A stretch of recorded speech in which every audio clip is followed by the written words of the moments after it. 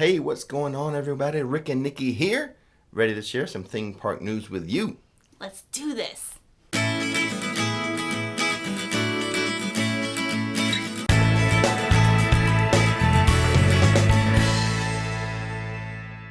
Before we get to the news, here's a reminder. Check the description box of this video for some stuff we did last week. Did several videos, but the highlight of the week, I believe, would be a collaboration I did with the Potter Collector. Super fun day hanging out with Peter. Yeah, Peter's a great guy. He is. So go check out the description box for the link to that video. And now, on to the news. People who are still wondering if Disney theme parks are back at full capacity have their answer. And the answer is no, they are not at full capacity. That comes from the Disney Chief Financial Officer. The Disney CFO also described the park's recovery from the pandemic as remarkable. It was also mentioned that the character meet and greets would be returning to the parks very soon. If you're looking for some healthy food options while visiting Disney Springs, you're in luck. Local Green is bringing in a food truck. The menu will include vegan, vegetarian, and pescatarian options. And more Disney news. The Festival of Fantasy Parade has returned to Magic Kingdom. The parade has been absent for over 2 years. It did not return when Disney World reopened in July of 2020, but it's back now. Some changes to the parade include new performers. And no float for Brave. All right, let's take a break from Disney news. Okay. Over at Busch Gardens, Iron Gwazi has officially opened to all park guests, provided that guest meets the minimum height requirement, of course. Iron Gwazi is the fastest, steepest hybrid coaster in the world. I've ridden it a couple times already. To see my POV video and my reaction video, check the description box of this video. SeaWorld's Aquatica Water Park is set to open the Reef Plunge water slide on March 14th. The slide is a revamp of the old Dolphin Plunge slide. Reef Plunge features silhouettes of different animals in its fiberglass sections. Another change comes at the end of the slide, as riders will now finish in a run-out instead of the plunge pool that was at the end of the Dolphin Plunge. Wow, we haven't had any Universal news yet. But I have some now. Okay. But it's not Universal Orlando news. It's Universal Hollywood news. Mm-hmm. Universal Hollywood is currently in the process of constructing their Super Nintendo World. And we have now learned that it will open next year, 2023. Not announced was the exact date or even a time frame for the opening. Not going to lie, I'm a little jealous of Universal Hollywood getting that before Universal Orlando. Oh, for sure. And it's going to be a little more work for me, as I think we're going to have to fly out there to experience that. I don't think I can wait till it's open here for us at Epic Universe. I'm very excited about being able to go to California. I have a lot of family out there, so. Oh, are you going to go with me? Yes, I'm definitely going with you. Yes, I didn't know that. Wherever the time frame is, I'm taking time off of work and we're going. I had a feeling you'd want to do that. Yeah. The Star Wars Hotel. Now, I know that is not the official name of that hotel, but when I say the Star Wars Hotel, everyone knows what I'm talking about. Let's tell you a little more about the Star Wars Hotel. We know someone who has stayed there. So this is not first-hand knowledge from us. Right. But we did have a conversation with that person who stayed there, and we are going to share their feedback that they gave to us with you. Right. This particular person did get to stay there, and there was a few remarks about how they enjoyed their time, but they really wouldn't go back again. And the reason why was because this person never experienced claustrophobia before, but they felt a little closed in because you couldn't see. Obviously, you're out in space, so you couldn't see the daylight, and so losing track of time, and then also being on your device the whole time. That person in particular didn't enjoy having to constantly interact with a device while being aboard, the Starship cruise, because it's kind of like a cruise ship, right? It is. But it's to cruise to outer space. You're cruising through space. Yeah, exactly. So, and I think so. In my opinion, what I've seen and heard, a lot of the activities could seem like the activities you would do on a actual cruise ship in the water. Right. You know, because I know you're just in there. You got to fill time. Now, some of the activities you do are more elaborate, yes, but some are kind of hokey. You're kind of like playing bingo and stuff like you would do on a cruise ship. Right. Not yet. They haven't done this yet. No hairy Wookiee chest contest yet. But who knows? Because in the cruise ship, they'll do the hairy chest contest. Oh, that's hilarious. So a hairy Wookiee chest contest. My goodness. Coming soon. Just kidding. Ridiculous. I digress. Okay. I was just saying, like, some of the activities, yes, very elaborate and very deep into Star Wars. Some, not so much. Right. And yeah, this person said that, that it was an interesting experience, but that they wouldn't do it again. We would note, like, the person that we know that has done this, they are a big Disney fan. Yes. But not like sure. a big Star Wars fan, right? They're kind of a moderate. I think their partner was a big Star Wars fan. Okay. And that person in particular said that but their whole family is a big Disney, family. Yeah, so and that was their take on it. Yeah, not like the best review from them. They would not want to do it again. Yeah. So there you have it. That's what a non-influencer, because they're just a regular family. Right. That was their experience with the Star Wars hotel. And now for a little bit of a channel update.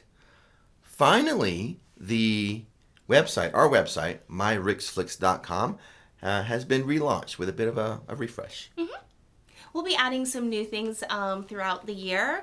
There's going to be some freebies on there, some free printables, things like that. And then it has a whole new, sleeker style. There's multiple pages. Our graphic artist, Jenny, who kind of did 99.9% of the work on the website, did a great job. Yes. Looks very sleek and professional now. Yeah, great job, Jenny. Still have your favorites in there. If you want to leave a comment or a question or a video suggestion, go to the homepage, myrixflix.com. All the way at the bottom, there's a place for you to leave a comment or a question, like we'll answer questions later on in this video, or a video suggestion. Also a place to buy merchandise and other stuff. Right. So go check it out. It looks pretty good. myrixflix.com.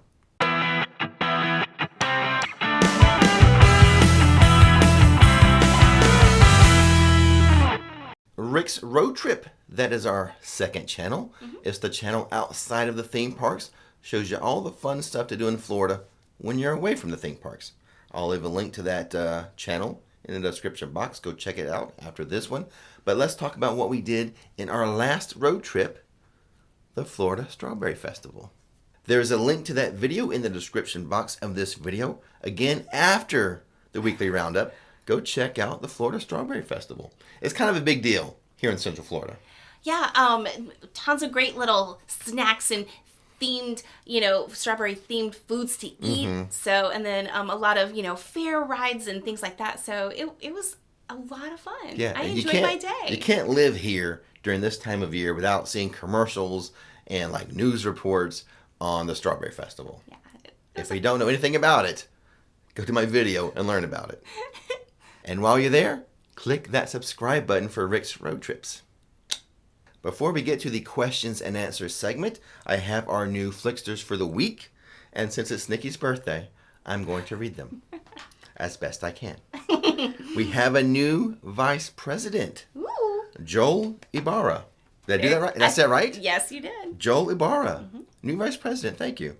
And we have 3 new executive producers, Eddie Gray, Amanda B., and then Chris and Lindsay as executive producers. And 2 new producers, Captivated Mouse and Nellis 310059. I'm not exactly sure how I'm supposed to read the numbers. I went with 310059. Okay. Kind of stylish. I don't know. And then one last, a new supporter, Astrid Patricia Gonzalez. Thank you guys so much for joining the team. Yeah. If you're interested in becoming a supporter, having your name at the end credits of videos, go to patreon.com/RixFlix, or you can become a channel member. If you're on the YouTube homepage, there's a join button. That's how you become a member. And now we can move on to questions and answers. I have the questions here.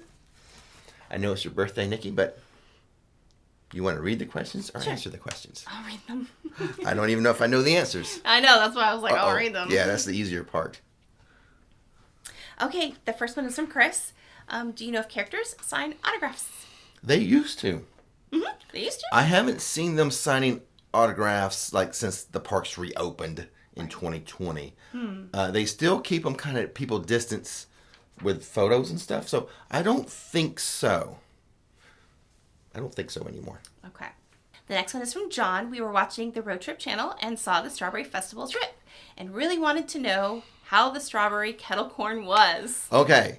Well, thanks for watching that. Yeah, we just talked about Rick's Road Trips. We did. This is kind of a road trip question in, the weekly roundup. That's okay, too. That's I okay. like that. That's good. That's funny, but I included this because during that video, you mentioned how you like strawberries, but not strawberry candy. So I thought this was appropriate now. You don't like strawberry candy, but how did you like the strawberry kettle corn? It was delicious. Okay. Honestly, it was really good. It was because it was so mild, But yeah, I'm weird like that. I like regular strawberries, but when you put it in a candy, I usually just give him the pink Starburst and stuff like that. My like favorite. I just give that, But yeah, so it was very enjoyable. Good. I liked it. So, corn, not the same as candy. Right, because it was just real mild. You're ridiculous. All right, number 3. That was a good question for that reason. Yeah, Thanks sure. for the question. Who was it? That was John? John. Thanks, John. Yeah. All right, the third one is from Poe. I will, just like from Star Wars, Poe. I think it's the Pofo show. Pofo show? They're like, yeah. When they comment, on like super chats or just chat in the live streams. Yeah. I think that's the name. But I think their real name is just Poe. But they've got that clever little handle for YouTube. Ah, okay, no wonder. So it's Poe. All right. What does Pofo show ask? I will be a first-time HHN attendee this year. What will be the best time to use my free ticket? Are there rules to when I can use it, or do we have any tips and tricks for using that free ticket or first-time HHNers? That was a tough question for you, hon. That's a lot. Well, Poe. Sorry, Poe. I got the gist of it. I can answer. Okay. So Poe actually is a first-time annual pass holder at the highest level which is what? Your level. Which I can never remember. Premier. Yeah, I'm Premier. You get a free HHN ticket with that. Yes. Now, it's not for any old night. It's not just every night or any night. They actually have a list of nights, and it is a long list. It's not very limited, but there's a long list of dates you can use that free HHN ticket. So double check the dates. Make sure when you're going to go and try to use it that it is valid to use that night. Yes. And it's real easy. All you do is show them your annual pass, and you scan right in. Yeah, it's simple. Yeah, so as far as tips for HHN first-timers, just go back and watch our old HHN videos. This year, I plan on doing like a nice, well-rounded, more a pointed video of tips and tricks for like first-timers or just in general. Yeah, I think probably we'll do a combo of both. Okay. Yeah, all in one, an all-inclusive one. I've been wanting to do it last year. Things just kind of got away from us and we didn't get it. But I have a lot that have helped me as being like a fraidy cat. So. Okay, so still go back and watch the old ones. Yes, of course. And look forward to this year, that video of kind of tips and tricks for first-timers and whatnot. Yeah. Right? Yeah, for sure. Okay. In the weeks just before HHN starts. Yes. All right, next one is from Robert. Myself and my girlfriend are traveling to Orlando on the 21st of November to the 6th of December. What will the crowd levels be like? Rough queue times? Also, do you think we could catch the Orlando Informer during our holiday? Okay, I think that time frame is Thanksgiving. I think Thanksgiving falls within that time frame. I did ask Alexa before I came in here. So I'm pretty sure. Actually, last night. So it's going to be busy. It's going to be crowded. The week of Thanksgiving. Oh, yeah, it's crowded. You're going to have long wait times. Yeah, the week up to Thanksgiving is when it's the worst. Now, because people take PTO. Right. Most of them already get Thursday and Friday off as a holiday. Right. So they use that PTO to make a whole week off. So busy week. Yeah. Now, as far as the Orlando Informer, they have not announced any fall or winter dates yet. But they're coming. When they do, well, you assume too much. There's fall and winter You're dates. assuming. There has to be. You stretch too far. No. If and when, or say when and if, whichever way, they make an announcement, I will announce it on a weekly roundup and probably in a video and do an IG post or something. Okay. So I don't know when that's going to be yet. Okay, now they're going from November 21st through December 6th. So once like Thanksgiving is over, usually the crowds typically die down just a little bit. So that second part of your trip should be better. Like, you know, better between than December 1st and, you know, on should be pretty decent. A slow, like in between Thanksgiving and Christmas, a little bit of a dip. Right. Because people use that time for a Thanksgiving holiday, and then people go back to work and school. So the first couple of weeks of December, slower. And then people start getting that Christmas vacation from school and such. So the second half of December, busy. So the first week and a half, 2 weeks of December, not as bad as Thanksgiving week or as bad as the end of the year. Now, please be aware that for everything we say, because of, you know, being at post-lockdown and post-pandemic and everything just changed. Like, I think a lot more people are just traveling now. Yeah. So, you know, for everything we're saying, the normal it's still rhythm, kind of up in the air. Yeah. The rhythm of the crowds have been thrown off. Right. Exactly. All right. So the next one is from Steven. Hey, Rick and Nikki. So I'm planning a trip to Universal Orlando, and I'll be there from June 15th to June 22nd. I was wondering if the Velocicoaster will be available for Express. I'm going to say no. I'm going to say no, too. It's too early. Yeah. And Hagrid's still doesn't even have Express. And don't get me started. Where's my soapbox? Can I get on my soapbox about Express? No. And not being available for Hagrid's or Velocicoaster. Two major attractions. Doesn't have Express. That's wrong. Okay, so the next thing opinion. is she cut me off. Yeah, because we've heard this before. All right. I couldn't find my soapbox anyway. You took it out of the room. Okay, anyway, if you're really interested in doing Express for that ride, then, you know, the VIP experience might be the way to go, because that's the only way you're going to get it. And you'll get it for both those. And we're going to do a VIP experience soon. Yes, very soon. So stay tuned. Learn all about that. How we're going to skip the line for Hagrid's and Velocicoaster using that VIP. Nice. Hopefully. All right, last one. This is your Rick's Top 6 questions of the day. It was 6. So here we go. Last one is from Angela. I am surprising my 8-year-old grandson, Rex. Oh, that's awesome. With a Universal trip with Halloween Horror Nights for his 9th birthday. Do they have non-scare necklaces for him? Not for him, but for her. For her? For her. For Angela. That's funny. I just saw the question mentioning the non-scare necklaces. Yeah, not for him. Not for Rex, but for Angela. Universal's Halloween Horror Nights does not do the non-scare necklaces. Some parks do. I think Hallow Scream does, like Busch Gardens and SeaWorld. They both has that. The Don't Scare Me necklace. But not at Universal. Right. I think the best tip I can give you in the scare zones is maybe carry a drink. Carry a drink with you and kind of walk the outside, the outer, They take it easier on people carrying drinks so that people don't spill their drinks. Yeah. So you can't get a necklace, but maybe that trick will work. Yeah. A little bit. So sorry about that, but not Halloween Horror Nights doesn't do that. But if you go to Hallow Scream, they do that. I don't know the pricing though.